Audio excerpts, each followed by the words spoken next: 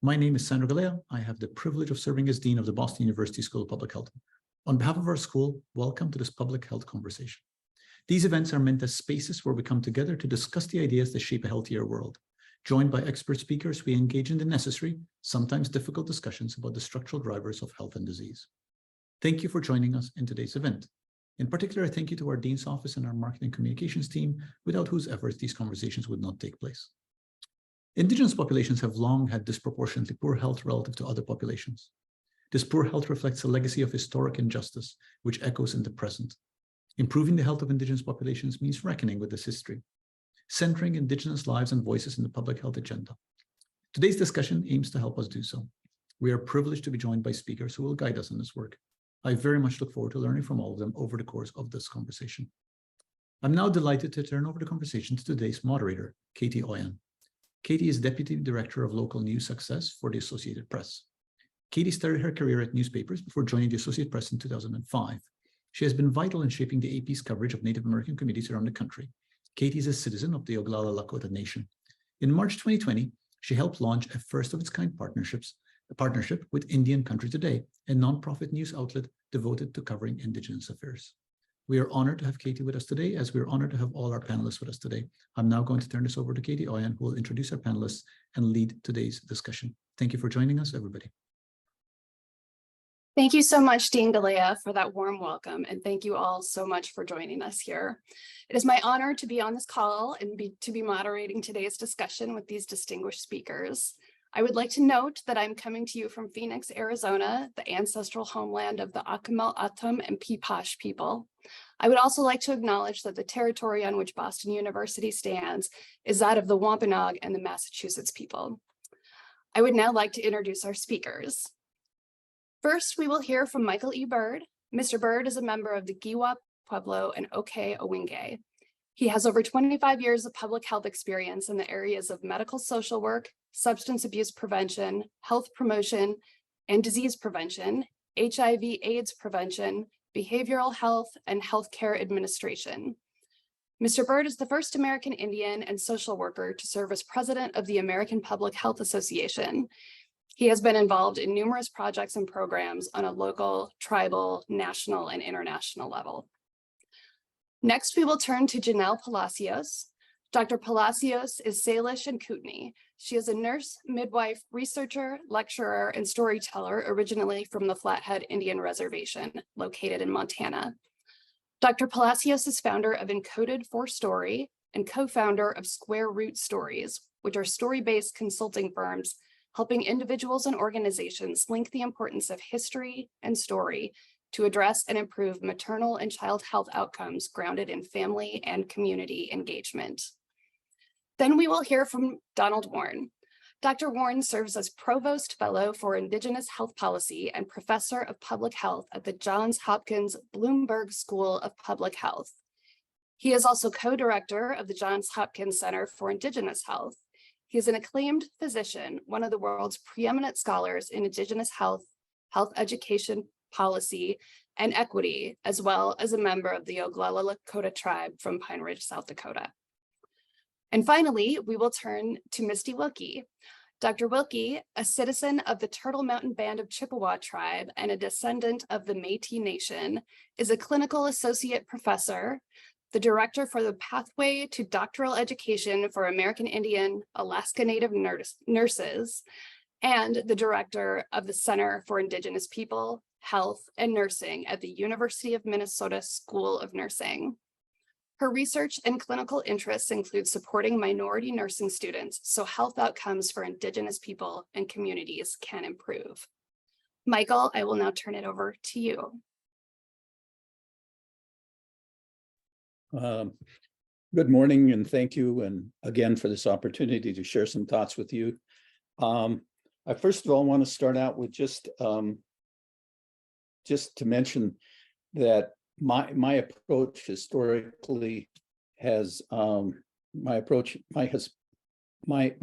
has historically in terms of my life story and the way I approach things has always been with a historic and a cultural lens.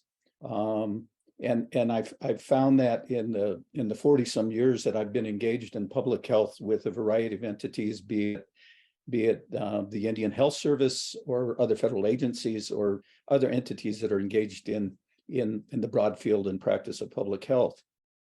So I think that the historical lens is critical, the cultural lens is critical, and that's really the framework that I operate from.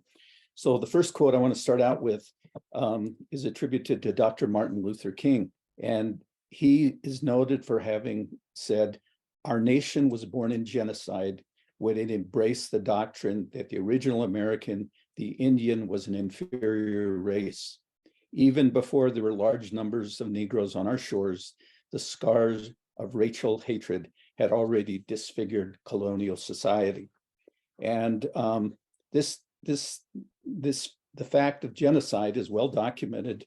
Dr. David Stannard, in his book American Holocaust, as well as a number of researchers, have documented the fact that 80 to 100 million Native people died as a result of contact. And much of that has been attributed to disease, but there also was the framework that was in operation early on in this nation's history, where the only good Indian is a dead Indian, kill the Indian to save the man. And that, in fact, manifested itself in federal policies and in the relationships that Native tribes had with the federal government, all the way down to more recent investigations, which clearly demonstrate Indian boarding schools and the continued disregard for fulfilling promises that were made in treaties to Native communities. And first of all, recognizing that American Indians are the only population in this country, the only community that has a government-to-government relationship based on treaties and executive orders with the federal government, in which Native tribes gave up land, gave up other resources in exchange for promises from the federal government for education and health and other programming. There's a noted record that the federal government has fell short. One example is just the Indian Health Service, in which it's noted that about 40%, the level of funding for the Indian Health Service historically has been at about 40% of the level of need. In fact, the U.S. Commission on Civil Rights did a report a number of years ago that more per capita funding went for the care of federal prisoners than American Indians. And not to mention, on a personal note, I will share with you, there was a study that was done here in New Mexico that was funded by the state legislature about 10 years ago, which looked at Native mortality in Bernalillo County, where the city of Albuquerque is located. And what the findings were, that the average age of death for non-Native people was 71. And for Native people, it was 40 or 56. And I'm happy to say that I'm helping the state health department and all those data gatherers by having celebrated 71 years of age. So I'm doing my personal best to try and help them justify their support and their funding for Native programs. I have a story that I think, a brief story that I think makes the case for why it's important to have a cultural and a historic lens.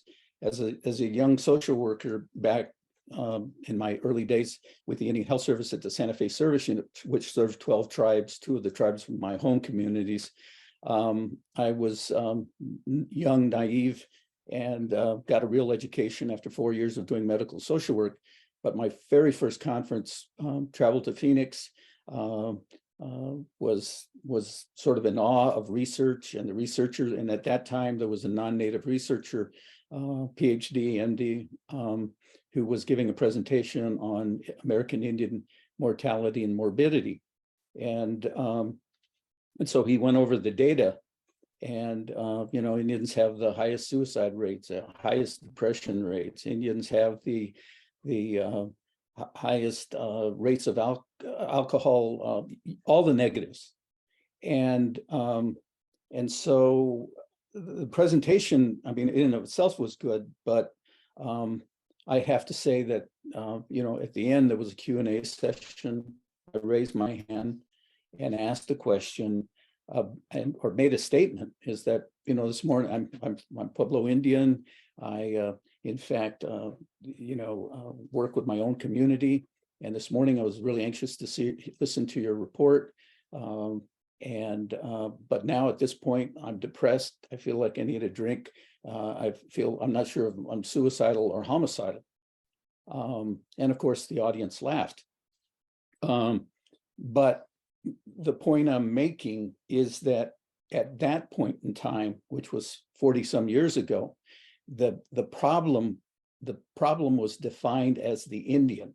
We were defined as the problem. We were defined as deficient, as sick, as and not incapable of really addressing our own issues. What was missing in this was my knowledge, my own knowledge, and my own research, which when you go back to the historical record and you talk with folks and the elders in the Native communities, the historical record documents the fact that when the Europeans first got here, and that they described us as healthy and numerous. And so we know that something impacted Native communities, and what it was colonialism. What it was genocide. What it was land theft, and the complete obliteration, the attempted obliteration of Native people and Native culture. Ken Burns's new production about the buffalo, which some of you may have seen, really points out the fact that they killed the buffalo because they knew that Native people were so dependent upon that as a source of food and sustenance for Native communities. That didn't really touch on the fact, the issue of genocide, but that genocide was a factor and impacted Native people to this day. There also, I guess I would have to say, for many of us, navigating bureaucratic systems such as the Indian Health Service, and there's an upside to the Indian Health Service 20 years in, and there's a downside. But I'd have to say that for myself, professionally and personally, in order to grow and in order to do the things that I needed to do in the way that I needed to do things, I had to leave the Indian Health Service. I guess you could say I'm a failed bureaucrat. But the best thing that ever happened in my career, in my life, was to become president of the American Public Health Association. And was mentioned previously, I was the first and only Native American to serve as president of the American Public Health Association. And that also points out some issues, I think, that underlie the lack of opportunity. 40 years ago, I can say this, when I started with the Indian Health Service in New Mexico, you could count on one hand the number of master's level social workers that were in the community. Today, that number has increased significantly. Today, we have begun to see over the years, those of us who are on this panel today, have sacrificed a lot, but are blessed and fortunate with the opportunities we have, because in many areas, our ancestors, I'm first generation. We didn't, my family, my ancestors didn't have the kind of opportunities that have been provided to us, but they have been hard fought. They have not come without a cost. One other thing I need to note is that the sacrifices that have been made and the lack of Indian visibility on a national scene has begun to change. We see Deb Haaland, who's from Laguna Pueblo, who's now the Secretary of Interior. But we have to also note that she is the first Native woman to have ever served in a cabinet level position in the history of this nation. How long has that taken? And why has it taken so long?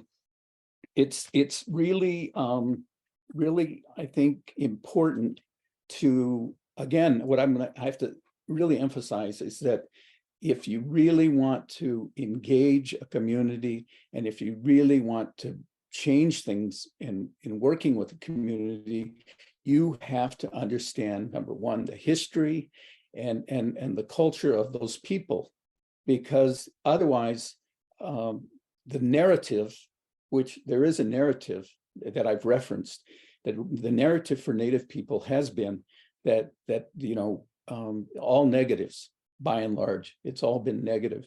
And the reality is that in this day and age, many people are recognizing and beginning to appreciate the value, the native wisdom, native thought, and particularly in terms of the relationship with the environment and global warming. And there are a number of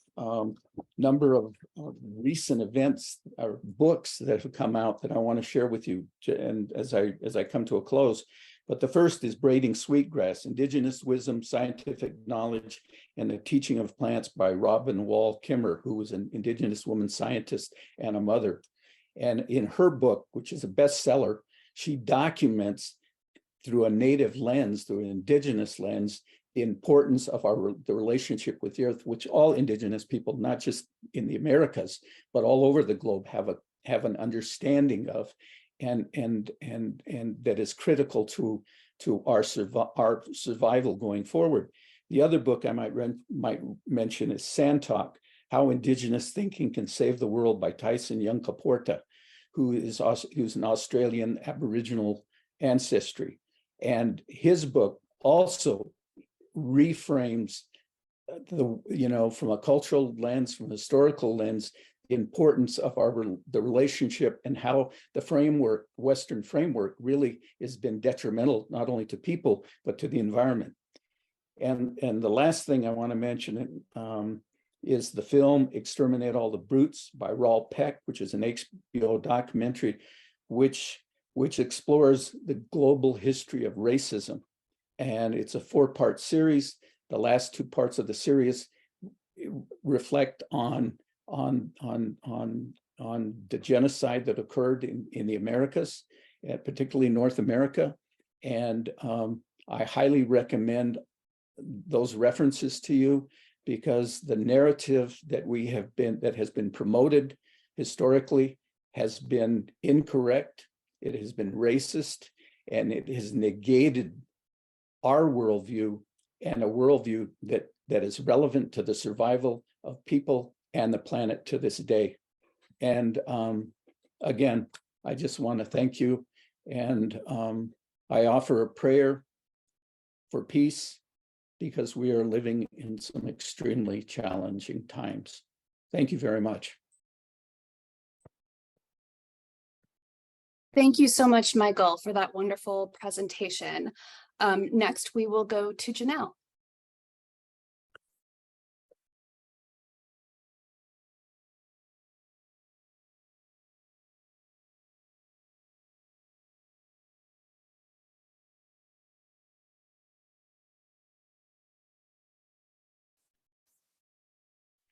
Thank you for having me today. I am joining you all from North California, where I am on ancestral lands of the Coast Miwok and Pomo people. I am very honored to be here today to share a little bit of what I have come to understand over 40+ years of life and experience. And I'm going to turn off my camera because I really want my voice and the images to really speak to everyone. I feel that there is sometimes more of a connection when people get a story with the visual representation of that story. So I'm going to turn my camera off, and I'll come back at the very end. So my work has largely centered maternal child health.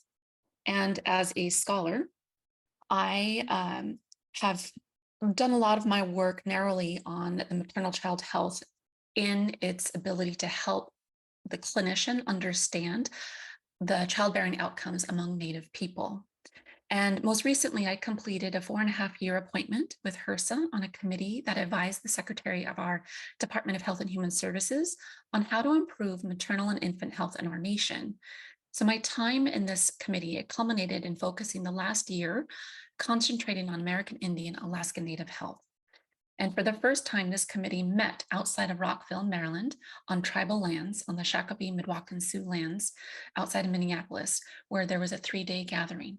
We invited leaders from American Indian organizations, tribes, and universities. In fact, both Michael Bird and Dr. Warren were invited. Dr. Warren gave a wonderful presentation helping our federal partners understand the importance of history and counting Native people.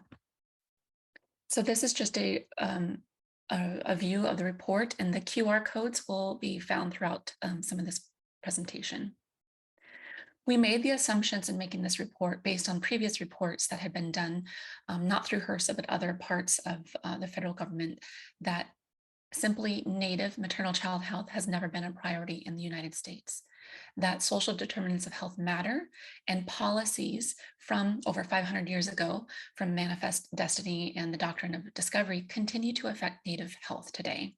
Racism and devaluing of women contribute to disproportionate negative effects affecting American Indian and Alaska Native maternal child health, but our Native people and communities are resilient. I often share a version of this slide borrowed from Vanderbilt's slide, where I've tried to indigenize the roots, the root work that develop into the barren tree sometimes of a maternal child health among our people. And I really want people to understand what's in the soil, because it's in the soil that affects the larger access to or experience of maternal child health, of thriving and well-being. About 20 years ago, I synthesized a theory where I blended life course theory, accounting for lived experiences from birth to death. I used weathering theory in this case and toxic stress. And I blended this with historical trauma, the recognition that our ancestors' collective trauma from warfare, disease, removal from ancestral lands, and disconnection from traditional foods, forced sterilization, and ongoing boarding school experiences really did affect our health. And at the time, epigenetics was just being discovered, and I had proposed that epigenetics would be the key to helping us understand these intergenerational impacts. And in fact, Dr. Warren was present the first time I ever presented this presentation at the Native Research Network in the early 2000s. Today, these are well-known and widely accepted concepts.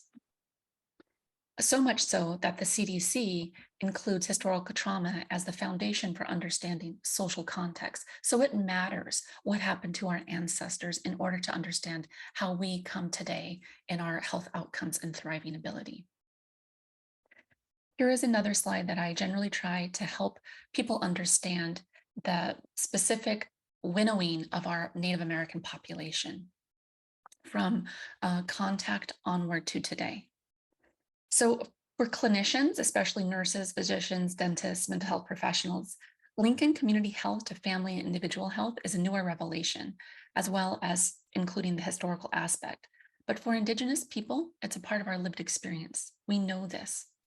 Increasingly, we see clinicians becoming more aware and finally accepting these concepts through research and linking these findings to clinical applications. So for example, recognizing that racism is a public health crisis, that it can actually affect people's outcomes like high blood pressure, diabetes, obesity, mental health, which can in turn then affect perinatal outcomes. But still, for clinicians, the solution is easiest when we can prescribe a pill or order weight management or encourage mental health therapy. But does this actively prevent these assaults from continuing to happen? No. So we're a small population. And as you see before you are just a few listed of informal and formal policies that have contributed to our small population. I like to remind people that before Columbus arrived, we were 100% Native American on these lands. And it is the false narrative from the colonizer that has been perpetuated in many of our history books and the local dialogues of Columbus discovering America and the disappearance of the noble native savage. I also like to remind people that not too long ago, we were called something else because we simply were not on the radar for the general national awareness, right?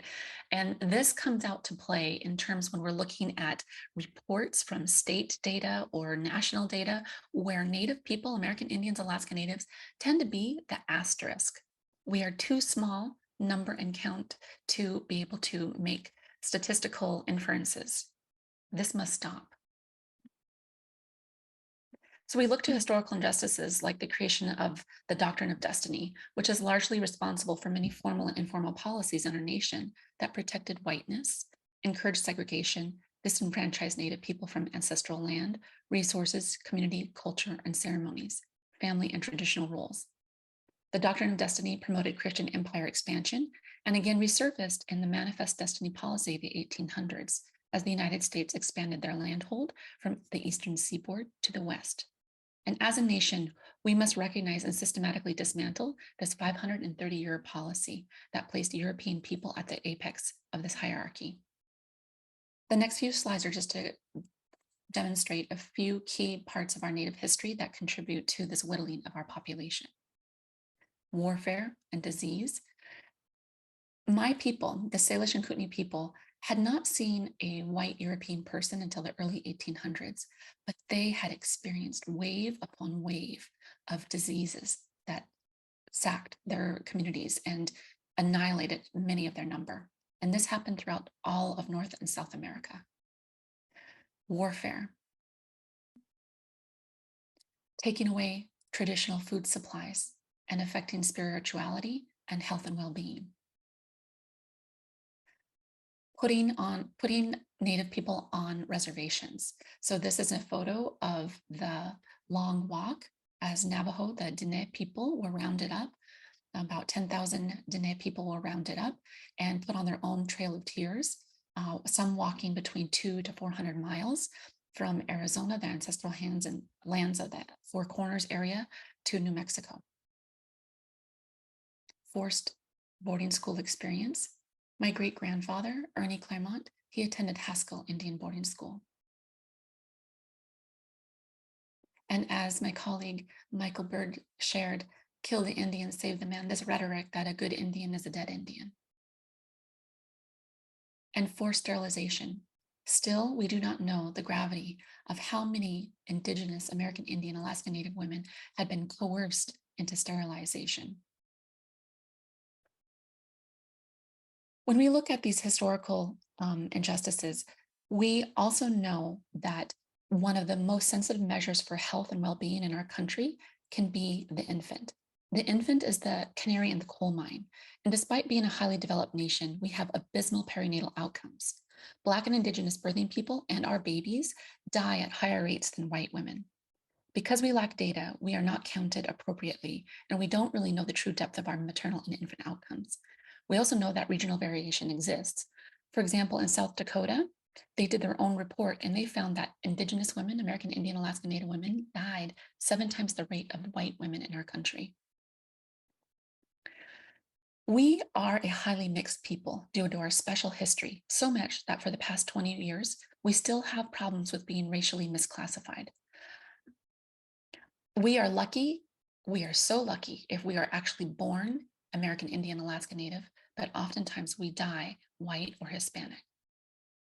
The federal government added a layer of complexity based on eugenics and outdated ideologies of superior human breeding. As federal recognition was granted to those tribes signing treaties, the federal government required all tribes to identify who was a member of the tribe in order to determine eligibility for treatment and trust responsibility, treaty and trust responsibility, such as like healthcare, education, and other services. The government recommended 1/4 degree of a certain degree of Indian blood. So not multiple Indigenous groups of Indian blood, but one particular tribe's blood. Each tribe was able to decide and decide their own criteria. And many agreed to a degree of Indian blood, but some allowed ancestral lineage to secure tribal enrollment. But this has implications in accessing resources like Indian Health Service or HUD housing or other resources. Siblings with different parents can have different access to resources, but do these siblings have different experiences in the world as Indigenous people? Because we are a highly mixed group of people, we often are not counted. Again, we're lucky if we're born Native, but then we die white or Hispanic. State and national reporting are not accurately counting us, and a few demonstrations, such as what we see here by the CDC when reviewing maternal mortality, they found that when you include single race identifier of American Indian, and then you expanded that to include multiple race and Hispanic ethnicity, it increased the number of American Indians, Alaska Natives, when we were able to look at the maternal mortality cases of Native people. So it went from an N of 9, so 9 cases of American Indian, Alaska Native maternal mortality cases to be reviewed, to 17. This is important. This needs to be done across all areas of our health. There's so much to share, but I will also share that we are a geographically isolated people, and this is through formal policies. I know the statistic that over 70% of Native people live in urban areas, but there is a report that found that urban was defined by the US Census of any town with more than 2,500 residents. So there's a suggestion that while 70% urban is almost not really reflecting that we are highly, in fact, indeed, in rural communities. In my own state of Montana, there are many towns that are over 2,500 in population size, but still they're very rural. Reservations were formed to geographically isolate Indigenous people, and this has repercussions today. I grew up with Indian Health Service, and my tribe, if you wanted to get healthcare, you were lucky if you had access to a car, gas, good tires, and the roadways were clear, to drive 60 miles one way to get specialized perinatal care if you needed it. Some people in my state, the state of Montana, live in much more rural and isolated communities, and they have to cross state lines into Wyoming to access care. This is just to demonstrate that pregnant and birthing people, Indigenous people, especially those living in rural communities, have large access barriers in accessing care.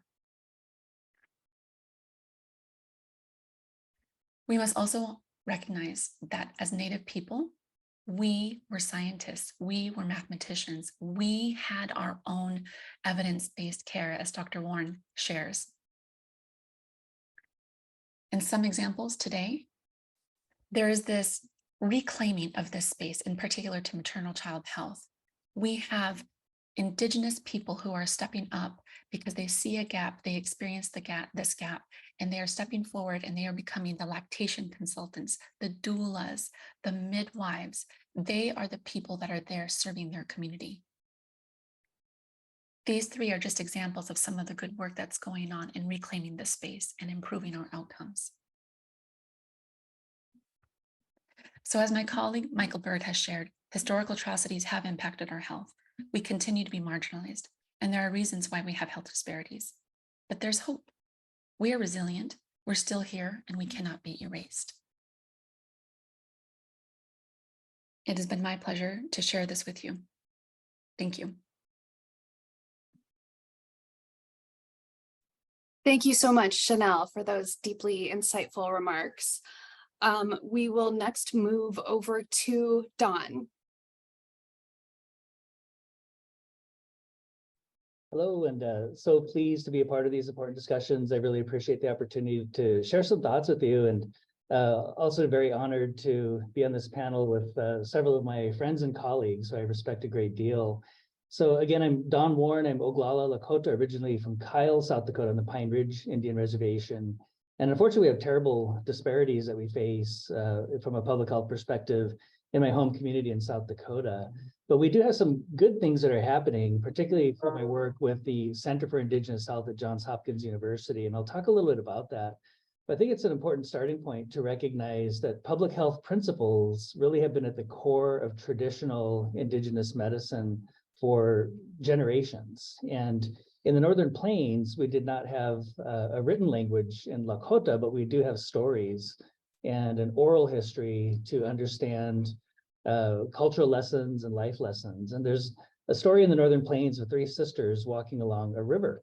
And as they're walking along the river, they see babies and young children in the water struggling to stay afloat. So the first sister declares, this is a crisis, it's an emergency, we need to get the babies out of the water immediately. The second sister thinks about that and says, no, we need to teach the babies how to swim so they can survive while they're in the water. And the third sister keeps walking upstream, and the other 2 get angry with her and say, where are you going? Why aren't you helping us? And she says, I'm going to find out who's putting these babies in the water, and I'm going to stop them. And that's literally public health. That's literally working further upstream. So the traditional story doesn't use the terminology like primary prevention, secondary prevention, and tertiary prevention, but essentially that's the lesson of that story. And as we look through Indigenous knowledges and ways of knowing, we have a lot of wonderful lessons about public health and lifeways that could have a great deal of benefit to the modern world, not just for Indigenous peoples. And I won't go into too much detail. I think Janelle did a great job of outlining some of the historical challenges, and Michael Bird did as well. But we have to recognize that when we have colonization and significant loss of land and resources, that has a significant intergenerational impact on the health of population. So obviously for the American Indian populations, the loss of resources and land and food systems and sacred sites and cultural practices and languages has had an intergenerational impact that's really at the root of many of our health disparities. And we have to recognize that the health disparities are not just in the physical realm, right? And we think of things much more holistically from a traditional Lakota perspective and from many other Indigenous groups. And we recognize that this loss has an impact on us spiritually, mentally, physically, and emotionally. So when we look at the challenges that we're facing, we need holistic healing. And certainly medicine has a part of that. I'm a physician as well as a public health professional, but we're not going to be able to prescribe our way out of these health disparities. We need a much more holistic approach. And I think we're moving in that direction in a number of sectors, which I find very exciting. I also love this old photograph. This is my great-great-grandfather, and he was a chief. His name was Chief Stabber, and he actually went to Washington, D.C. when they were doing the negotiations for the treaties that Michael Bird had been talking about.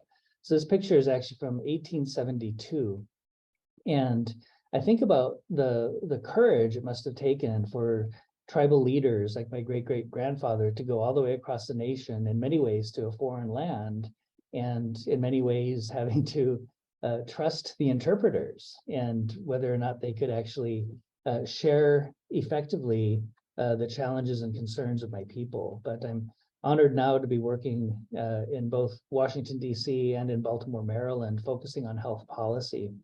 And there's encouraging things, particularly with this administration. You may have seen this, that the White House commits to elevating Indigenous knowledge in federal policy decisions. So we're looking at things from a much more holistic perspective, even at the federal level. And you may have also seen that the USDA announced a new focus on Indigenous food and agriculture. And this is significant, not just from an economic perspective, but also from a public health perspective. I think part of our challenge in terms of public health disparities is the loss of traditional food systems and traditional food ways and loss of food sovereignty. So there's recognition of this at the federal level. So it gives me hope that we can blend Indigenous knowledge and modern science as we're moving forward with education, research, and policy development in public health sectors and in academic sectors. So just very briefly, some of the work we're doing here at the Center for Indigenous Health at Johns Hopkins, we have 4 core areas of work.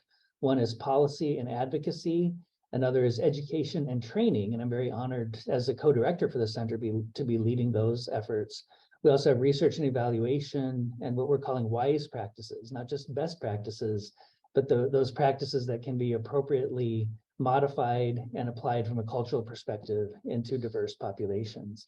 On the policy and advocacy side, I'm very excited about some of the opportunities we have, particularly with our expanded focus into Washington, D.C. In addition to that, through our center, we've been able to hire quite a number of Indigenous leaders since 2017.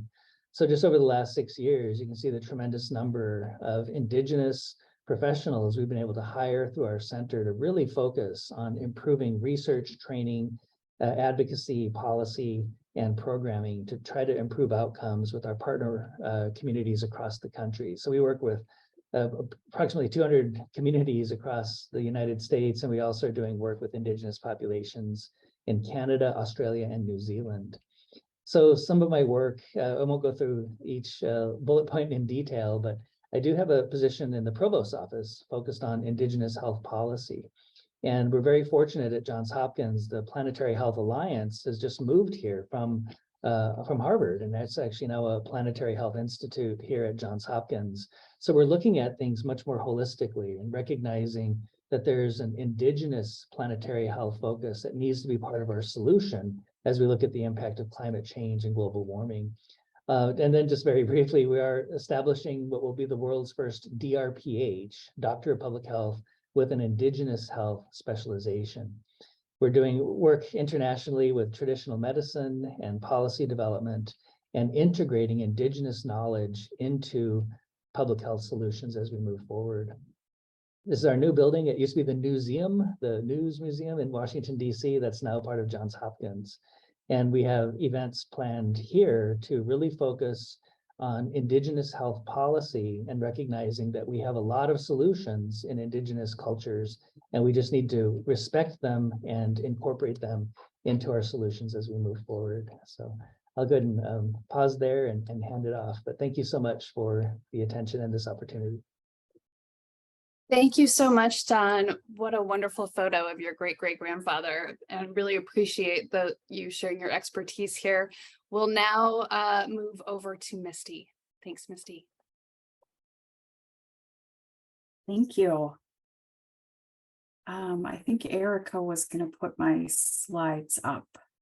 While we're waiting for that, Buju and Dinaway Maganadog, Misty Wilkie Nin Nindigenous Jaganashimong Nin Ninduda Makwa Mikanakwa Ju Nindun Jaba. I'm Misty Wilkie. My clan is Bear, and I am from the Turtle Mountain Band of Chippewa in North Dakota. And I just want to say what an honor it is to be here and to be on this panel with my esteemed colleagues. So if I had to choose just one culprit that has led to the disproportionately poor health outcomes of American Indians, it's this.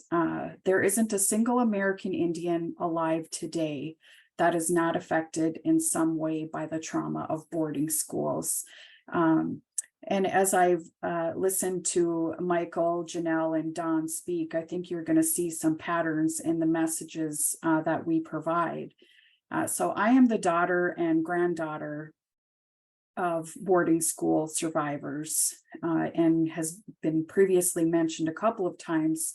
The motto of those boarding schools was "Kill the Indian, save the man," or child.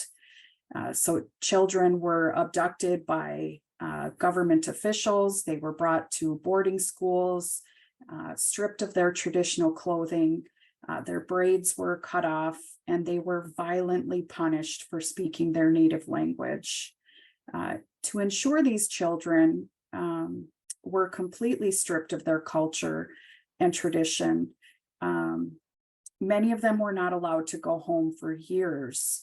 And so everything they knew about their culture and tradition was forgotten by the time they did get to go home.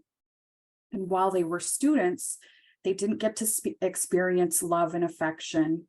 Instead, they were physically, emotionally, and sometimes sexually abused.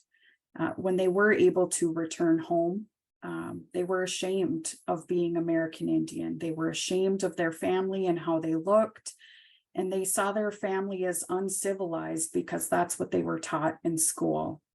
They had not experienced what it was like to be part of a family. To dissolve the family unit is to dissolve the culture.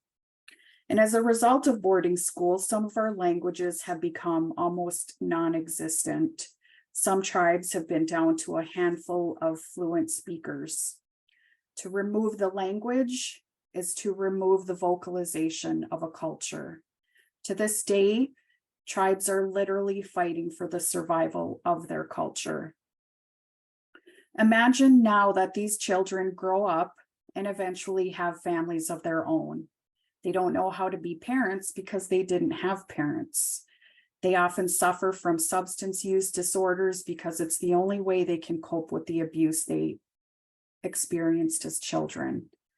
They may physically abuse their own children because that's what they were taught in boarding school. Their children may not ever get hugged or kissed because they never experienced these things growing up. This cycle may repeat into the next generation. And again, I say there isn't an American Indian alive today that is not affected by the trauma of boarding schools. Next slide, please. And you can just click through to the bottom, Erica, please. So I grew up on several reservations throughout North and South Dakota and Minnesota. My dad was law enforcement for Bureau of Indian Affairs. So I've seen these statistics, I have lived these statistics, and I believe our poor health outcomes can be traced back to the time that the Europeans arrived on our land.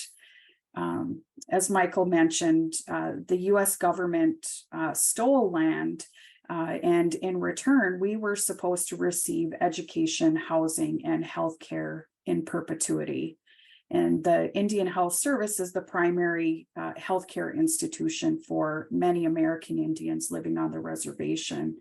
However, there hasn't been a time where there has been enough funding given to IHS to adequately care for Indigenous patients. And until recently, every time the federal government shuts down, so does IHS. So then there's a lack of healthcare available to Indigenous people. More often than not, healthcare providers that work for IHS will work there until they get their student loans paid for. So this means that providers aren't part of the community, and the community sees and feels that. So it's easy to understand why there's a general lack of trust of American Indians towards non-Native people, especially those that are providing the care for them. While it may be true that we have access to free healthcare on the reservation, that healthcare definitely has its limits. On my home reservation, you can wait anywhere from 4 to 6 weeks on average to see the doctor. And if you're deemed healthy, that time can be 2 to 3 months, which is the state that my mother is currently in. So it's probably not surprising that the ER is always busy with non-emergent patients. On another reservation on the North and South Dakota border, there's nearly 4,000 square miles of land. So a lack of transportation makes it really difficult to go to the doctor. So these are a couple of examples of hopefully to help you understand some of the statistics that are listed on this slide. Next slide, please. And again, you can scroll through to the bottom, please. So the media tends to focus on the negatives of Indigenous people, and I am really passionate about changing our own narrative and focusing on the positive. So I've really enjoyed hearing the others speak about how they're doing that as well. We have survived attempted genocide. Our elders and ancestors fought to keep our languages, ceremonies, and traditions alive. And in previous generations, we've had people that have either hid their identity or have been ashamed of their identity. And I think this generation is reclaiming that identity and celebrating what we have maintained. And as previous ancestors have done, we are continuing to think and act 7 generations ahead. So one thing that I am currently working on right now is addressing to address the poor health outcomes of our people, is to increase the number of American Indian Alaska Native nurses that we have in our communities. In 2018, less than 1% of nearly 4 million RNs were identified as American Indian Alaska Native. And approximately 69% of those that work for IHS are American Indian Alaska Native. I would like to see that number be 100%. It's been proven for decades that populations have better health outcomes when they are cared for by providers from the same racial and ethnic background. So we have a great need for more American Indian, Alaska Native healthcare providers. So there are several programs to holistically support Indigenous nursing students at the undergraduate level. There's schools like University of North Dakota, Bemidji State University in Bemidji, and Montana State University. The University of Minnesota School of Nursing is the only HRSA nursing workforce diversity funded school that supports Indigenous nurses at the doctoral level. We have a significant need for advanced practice nurses within IHS and in our urban areas to improve health outcomes for our Indigenous relatives. We also have a great need for more Indigenous faculty teaching in our healthcare programs. So future students have an incentive to further their education. And our younger generation needs to see what is possible for them. One of my favorite quotes is by Marian Edelman Wright, and she said, "You can't be what you can't see." So my work is largely focused on increasing Indigenous nurses at all levels of education because we need them at the bedside, we need them in the community, we need them diagnosing and treating our relatives, we need them teaching in the classroom, we need them changing policy at the local, state, and national levels, and we need them leading IHS and other healthcare institutions where Indigenous patients are treated. And that is all I have. Miigwech Bisandawiye. Thank you so much, Ms. D, for that deeply informative presentation. I will now ask all of our speakers to join us for the discussion part of this event. If you could please turn on your cameras and microphones now. Thank you. It looks like we've got some good audience questions rolling in, but I would like to kick things off with one of my own. So my background is in journalism, and I know that the media has often fallen short in telling the stories of Indigenous communities. I'd like to begin by asking Dr. Palacios, what do you think are the biggest issues that are being overlooked by the media in your field? And what advice might you have for journalists or other storytellers looking to shine a light on some of these important issues? Thank you for that question. There's so many. It is really difficult to choose because from everything that my peers, my colleagues have shared, we're trying to distill so much content in a short amount of time, and that is really accessible as well. So in the maternal child health field, I would say that we don't have great data on our outcomes. And there are a number of reasons for this. I share just a very few reasons, but we also have the Indian Health Service, which provides care for, the amount is probably like 50 to 60% maybe of the identified Indigenous population. And they have not released any reports recently on maternal child health, regionally or nationally.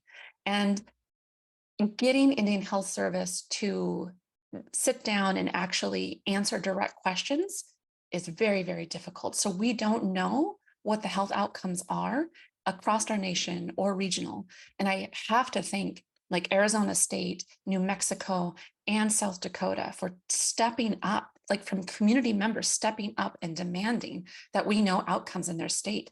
And because of that, we have these reports that are very important that we can now say, like in South Dakota, Native women die 7 times the rate of white women in our nation when in the perinatal period. Indian Health Service could do the same. I suspect they have given a number of reasons why they do not release the data. Definitely, as Dr. Warren has shared in numerous presentations, Indian Health Service is a starved program. They do not get enough funding, and they've never been fully funded for the work that they have to do. So they're constantly behind in providing the care. But in addition, They say then that they don't have enough funds for statisticians to do the work to crunch the numbers. They also have shared that certain tribes are hesitant to share their data, which I understand. We have a history of mistreatment and mistrust in researchers for not really understanding data. So Native communities have been spotlighted and shown negatively. So I understand those reasons, but if we don't have this information, we don't know the depth, and I suspect we have really grave outcomes. And I want to shout out to the Urban Indian Health Institute. There were some questions about how best to count Native people. And the Urban Indian Health Institute has a data resource on how to appropriately consider identifying the Indigenous population and how to count them. And it ranges from self-identifying, from looking at more than just one race, looking at multiple races, looking at other, and looking at different ethnicity, including those, pooling them, looking at data across time and across regions, and also working with tribal communities and tribal organizations and accessing data in a respectful way. So I would say data, just knowing the depth of the issue is really important, and we don't know.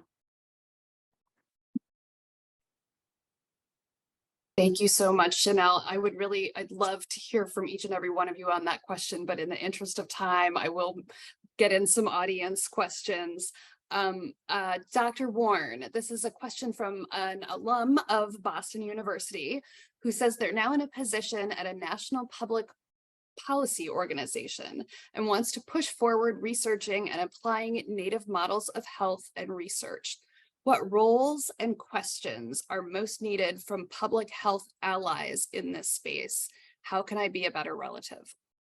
Oh, wonderful question, very insightful, because we certainly need more allies. And I think one of our challenges, and Michael had alluded to this in his initial remarks, is that we're just underrepresented at those policy making and decision making tables. And so we need more Indigenous voice in those sectors where we're developing programs and developing policies and making recommendations.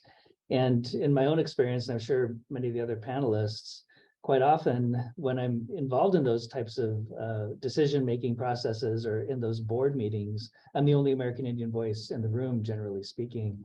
So we just need more of us to do this work. So I think being sure that in those national policy-making opportunities, that we just need to be sure that we have Indigenous representation and voice at the table to make sure that we are being inclusive of some of the unique challenges. And I think that's been one of our big challenges in public health generally. I mean, we don't have any American Indian deans, right, of public health schools or medical schools. So at the highest levels of public health academics, we're still incredibly underrepresented, but that's true in the policymaking arenas as well. Thank you so much. This one is for Misty. You talked about boarding schools. Were all tribes forced to send their youth to boarding schools, or were some educational resources located on reservation property and managed by tribal government?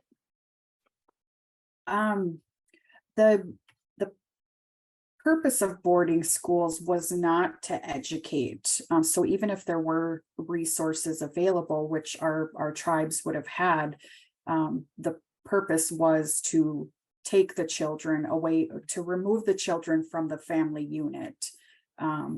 Because without the family, you don't have a culture. So it was very strategic in how it was planned and how it was carried out. I know for my own family, my grandmother was 5 years old when her siblings were picked up by government officials to attend boarding school. And she thought they were going to the store for candy. So she jumped in the car as well. And that's how she ended up there. So some people's children were physically taken to where families were hiding their children. And others were in situations like my dad, where his father passed away when my dad was 8 and my grandma had 6 children at home.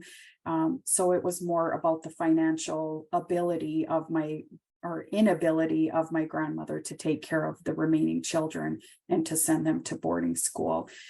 So it was not at all about the education of the children. It was more of stripping them of their culture.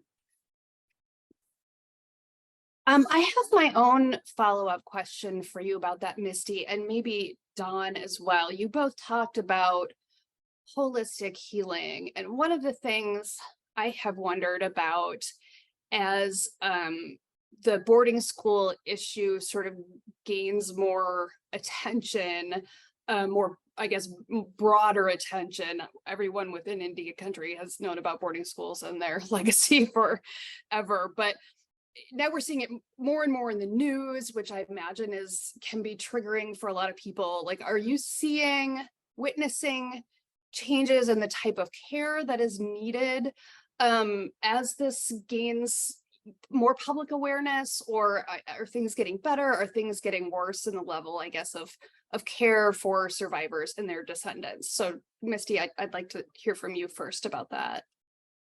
I think it opens the eyes to providers that we really need to be more holistic in the care that we provide. If you have a patient that comes in with depression, it's historically been the fix-all to just give them a pill to fix that depression, and there's no digging in as to what got them to that point.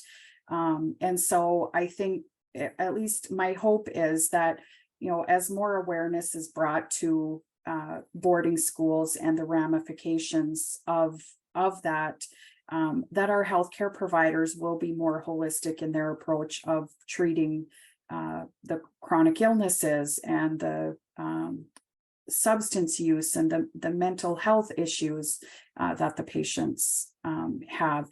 But I also see on the flip side, this generation coming behind me embracing their identity, because there were so many decades of our relatives that were ashamed of who they are. That shame has been passed on to generations as well, and this new generation is reclaiming their identity and embracing that. So I'm all for that, and encouraging them to relearn the culture that was taken away. That's great. Thank you so much. Dawn, do you have anything you'd like to add there?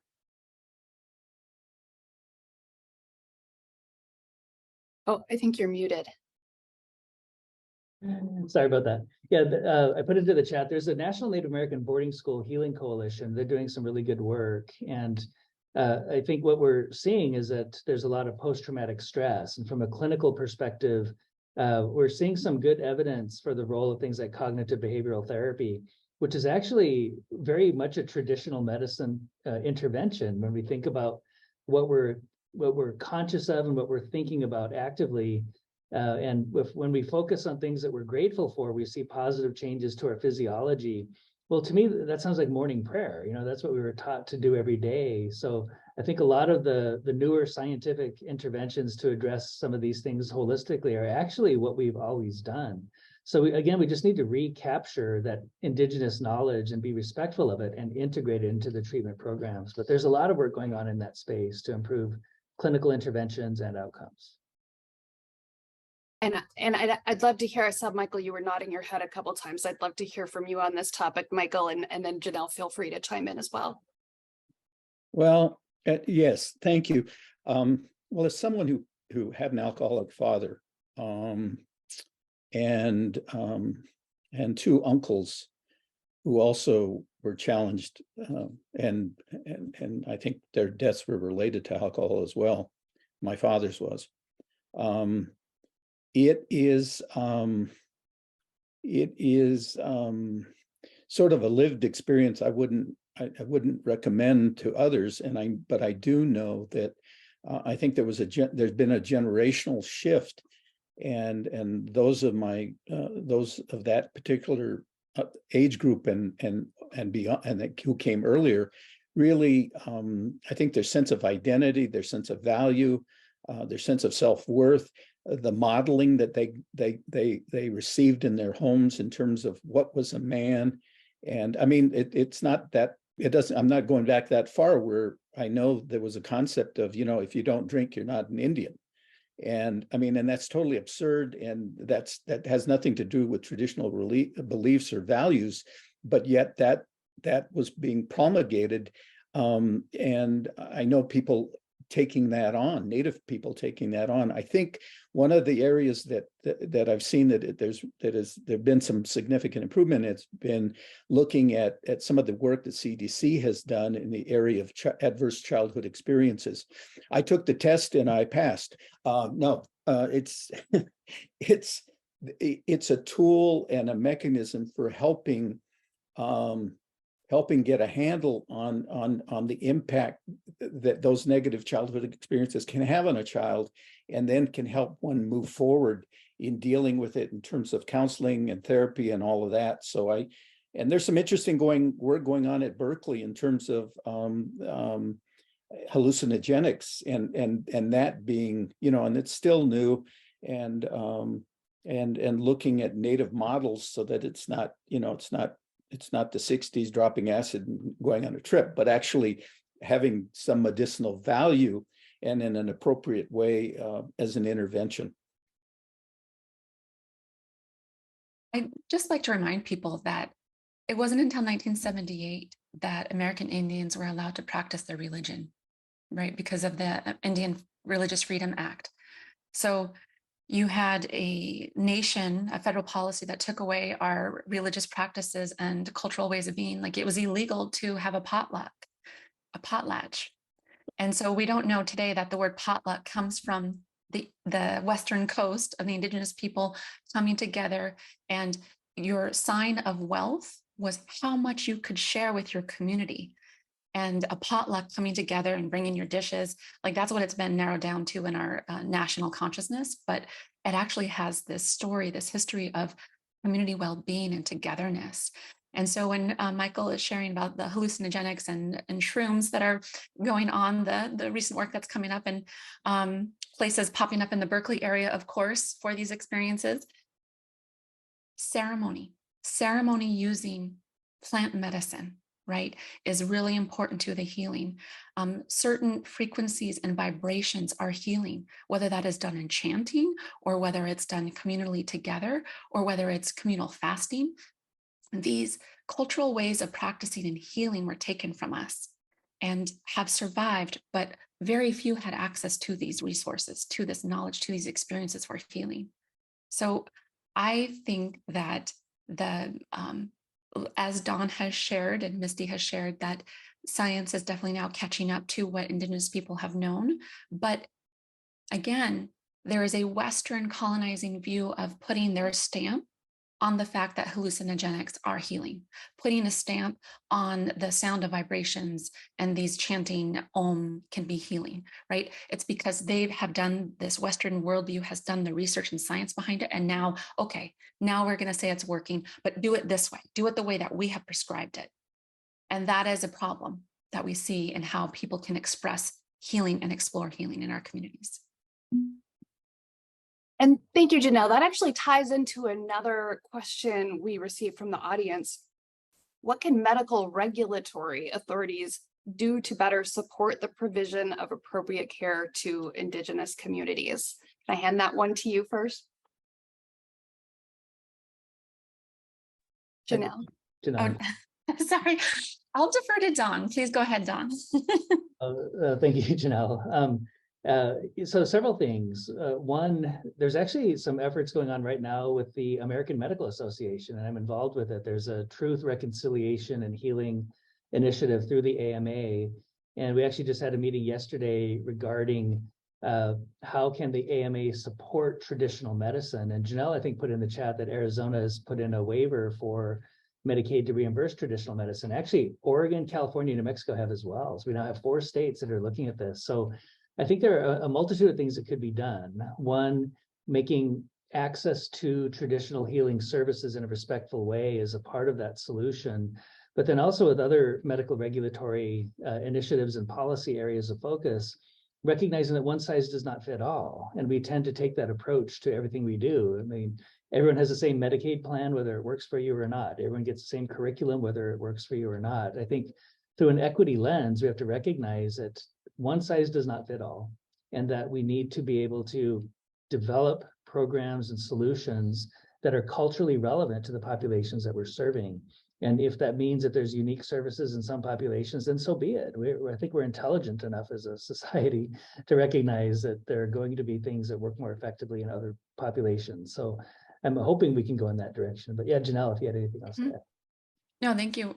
I would say another barrier is this fighting over territory. So in my world, in the MCH world, physicians as a group, OBGYNs, can be resistant to working with midwives and doulas. And that is actually having increased in the diversity of birth workers, like not just racial increased diversity, but also like the different kinds of working in birth with your lactation consultant therapist, like a mental health therapist or a community health worker, that integrating these other areas of birth work into the system and into it's going to help with access for Indigenous people. But the medical community and the hospital systems and the insurance payers must also get on board and be able to support that work. Because right now it is difficult. It is difficult for Nicole Gonzalez, who is a nurse midwife in New Mexico, to actually care for her patients in some hospital situations or access lab work for her patients. And she's doing culturally congruent care. She is working with Diné women and giving them what they want and what they need. And she cannot interact and interface with the established, policies and health systems that we have cohesively into, like in a really great way. So there needs to be this awareness, integration, and embracing this work, okay? And getting off of this territory issue. So decolonizing that. Another one is, as Misty has shared, just increasing the workforce diversity. So I am a product of the InMed program. When I was in middle school, I left my reservation in Montana and went to the University of North Dakota for 6 weeks in the summer. And I did that 2 years in a row. And I was exposed for the first time in my life to be exposed to other Native people who looked like me, who looked like my family members, who were in roles of nurses, doctors, physicians, dentists at the university. And I had never had access to that before. And that experience changed my life. Because where I grew up on my reservation, I was told by the non-Native school board, the people who are running our school system, that I would be nothing, that I was going to be another pregnant, drunken Indian squaw. And that is not what happened, because I actually got to see a different way of living and had the ability to be excited about a different future and possibility. So we need these pipeline programs, and not starting in college, not starting in high school, starting earlier.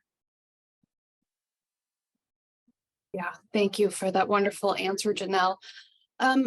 Michael, this is another interesting question. What advice do you have for those of us who are Native by ancestry, but were raised within white culture and who want to support Native health without becoming cultural tourists or white saviors? That is a good question. Well, I think, first of all, we have an incredible panel here. We have engaged people that are online. And I think that just reaching out, one of the things I see more and more Native people rising, and we're an example of this here, but in a variety of fields. But I think people are kind of doing their own thing in sometimes a narrow fashion. And if we're talking about holistic approaches, and if we're talking about building community and supporting each other's, then we need to reach out and support each other's and connect with each other's. I see some of the people in terms of the nonprofit arena, and they're doing some wonderful things, but I don't know how engaged they are with, are they looking at healthcare? Are they looking at maternal child? I mean, if we really want to move the agenda, it's going to fall upon us to create new models and new ways and in our own systems to move things. Because the external systems, at least in my experience, oftentimes are not open or it's a token effort. They're not, you know, I mean, I you know, having been in public health like forever, you know, public health talks about equity, diversity, and social justice. Well, it's easy to say those words roll off people's tongues all too often, but in many cases it doesn't come to anything. And I'll look at the Bay Area, which I'm really familiar with because I went to Berkeley and I'm on the Dean's Advisory Committee at School of Public Health there. And he's been open, engaging. And interesting enough, you want to talk about diversity, he is the first dean of color in the history of the School of Public Health at UC Berkeley. And Berkeley's been touting diversity like, you know, as long as I can remember. When I was there in the 80s, they were talking about it. And yes, they did have some women deans, and which is good, but there were no deans of color. He's the first one. And you look at the organizations, some of the organizations out there in the Bay Area, and some of them are doing a good job. But when I look and you drill down and you say, do they have Native representation, Native membership on their boards and their directors and all of that? It's not there.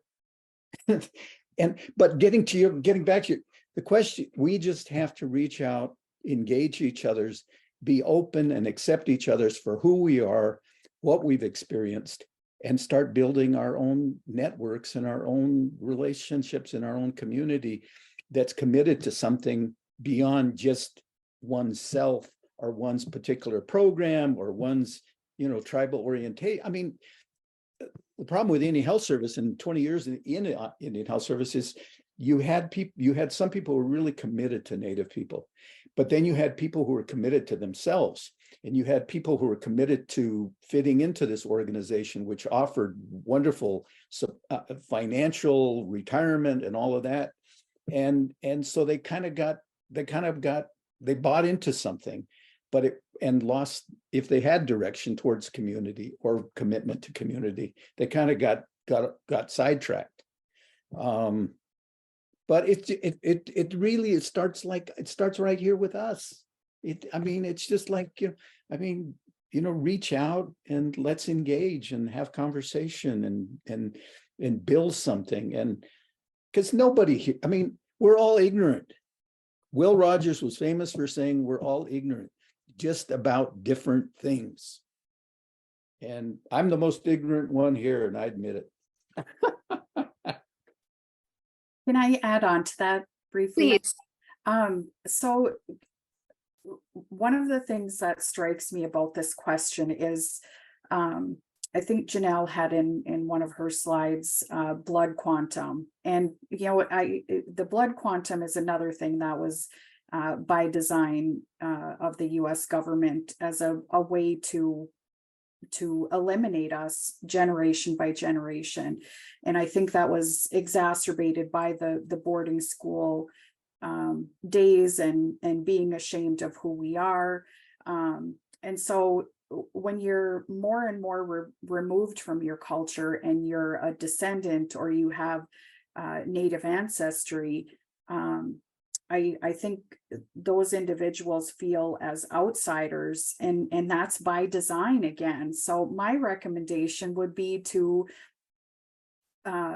connect with people from your tribal affiliation and connect with your roots and become part of the community again, and not to feel like an outsider, because that's what the government wants. They want to remove us from our culture, so we no longer identify as Indigenous, but feel as now an ally or a tourist or a white savior, as the individual alluded to. Thank you so much, Misty and Michael. That was all just extremely well said. Really great questions here. I'm going to go back to Dawn for this one. As a current undergraduate student at the University of Georgia, planning on going into the medical field, how do I better understand Indigenous health and how to interact with patients from Indigenous backgrounds? Yeah, and I'm glad you think about that as a up-and-coming medical student and future provider. several things. There's actually a lot of good resources that are available in terms of understanding the history and cultures and some of the health challenges that we're facing.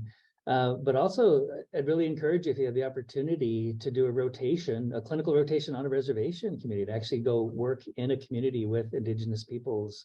So there's many opportunities to do that type of work as well. And for those in public health school, there's opportunities to work with tribes and Indian Health Service and other programs that do this type of work with American Indian populations. I'd encourage you to do that. And then also in your own curriculum, when you are taking courses, and I would actually even ask the professors, what is their experience with this? What is their experience working with tribal nations? What's their experience in dealing with some of these disparities? Because again, I think one of our big challenges is not just lack of representation at the dean level. We don't have nearly enough medical school or public health professors. And I think it really is incumbent on the academic sector to know these things better than they do, because they're the ones teaching the future providers and the future professionals. So I think as students, you can hold them to account. What is their experience in these sectors? And if they don't have experience, what is their knowledge base? And we need to hold each other accountable for that responsibility.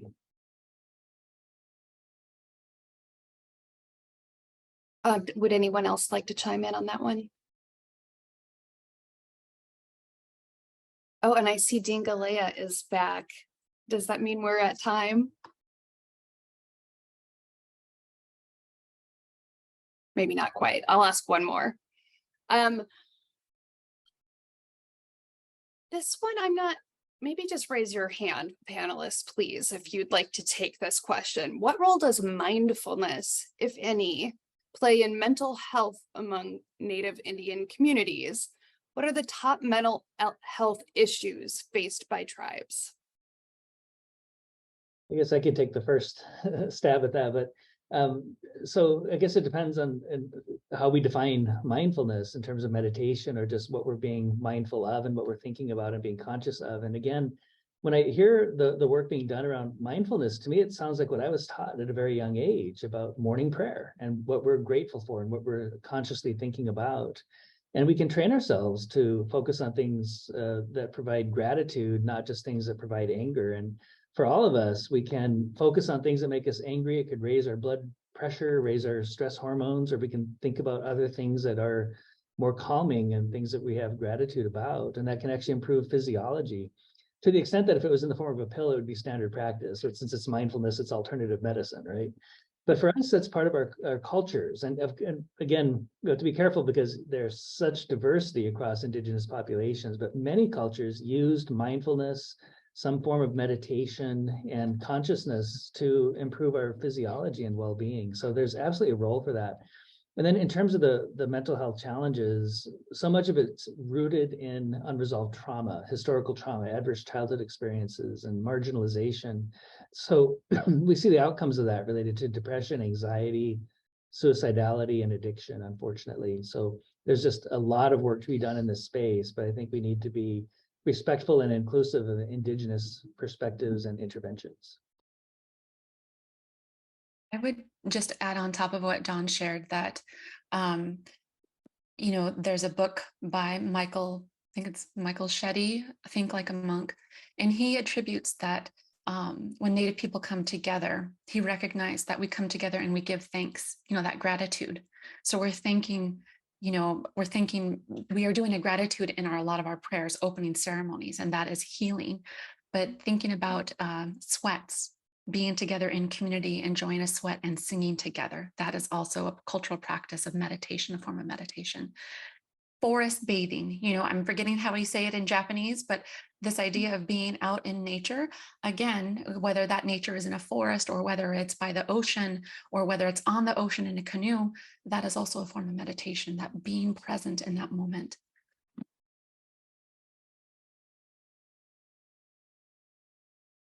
Absolutely, thank you. And I believe we're almost at time. So I will go ahead and wrap up this discussion. Thank you everyone so much for joining us today, and to our esteemed panelists. It was such an honor to moderate this session. Dean Galea, can I turn it to you? Thank you. Well, Thank you, Katie. And thank you, everybody. If I may, Misty, Michael, Dawn, and Janelle.